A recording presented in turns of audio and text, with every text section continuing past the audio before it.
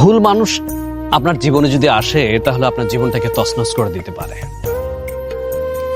আপনি যদি ভুল মানুষের ফাঁদে পড়ে যান তাহলে আপনার জীবনটা তছনছ হয়ে যেতে পারে।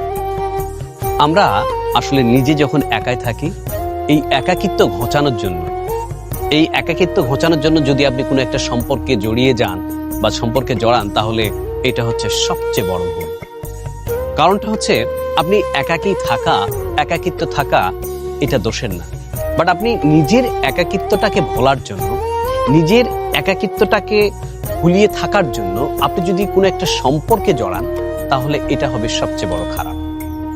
কারণ আপনি একাই আছেন, এটা ভালো, মানুষ একাই থাকতে পারে, আপনি একাই থাকতেই পারেন, কিন্তু তাই বলে আপনার একাকিত্বটা ঘোচানোর জন্য আপনি হয়তোবা ধরে নিলেন যে আপনার একাকিত্ব ঘোচানোর জন্য আপনি কার সঙ্গে কথা বলবেন, অথবা আপনি সেটাকে সিরিয়াসলি নিলেন না, আপনি জাস্ট একটা সময় কাটানোর জন্য কথা বলবেন। কিন্তু যখন আরেকটা মানুষ আপনার সঙ্গে কথা বলবে, সে যদি সেটাকে সিরিয়াসলি ভাবে নেয়, তখন তার জীবনটা কোথায় যাবে? আপনি তো সেটা সিরিয়াসলি নেননি, আপনি জাস্ট একাকিত্ব ঘোচানোর জন্য করেছেন।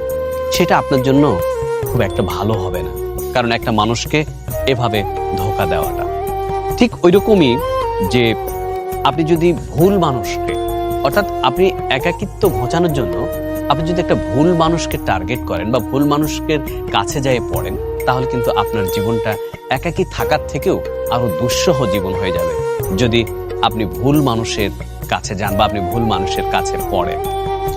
আবার যদি এমনও হয় যে আপনার একাকিত্ব আছেন, দেখা যাচ্ছে যে হয়তোবা আপনার যে এক্স ছিল তারা হয়তোবা ছেড়ে আপনাকে চলে গেছে, আপনি হয়তোবা দেখাতে চাচ্ছেন যে হ্যাঁ আমিও পারি, আপনি হুটহাট করে চিন্তা ভাবনা না করে, কোনো ইন্টেনশন না বুঝে, মানুষটাকে না বুঝে আপনিও চলে গেলেন একটা সম্পর্কে, গিয়ে দেখা গেল 2-4 দিন পর আপনার আর ভালো লাগছে না, অথবা আপনি যেই আশা নিয়ে তার কাছে গিয়েছিলেন সেটা হয়তো হচ্ছে না। আপনি জাস্ট থিঙ্কিং করেছেন যে আপনি জাস্ট আপনার এক্সকে একটা দেখাবেন ম্যাজিক যে হ্যাঁ আমিও পারি, কিন্তু পরবর্তীতে আপনার জীবনে ওটা কিন্তু একটা কাঁটা হয়ে দাঁড়াবে।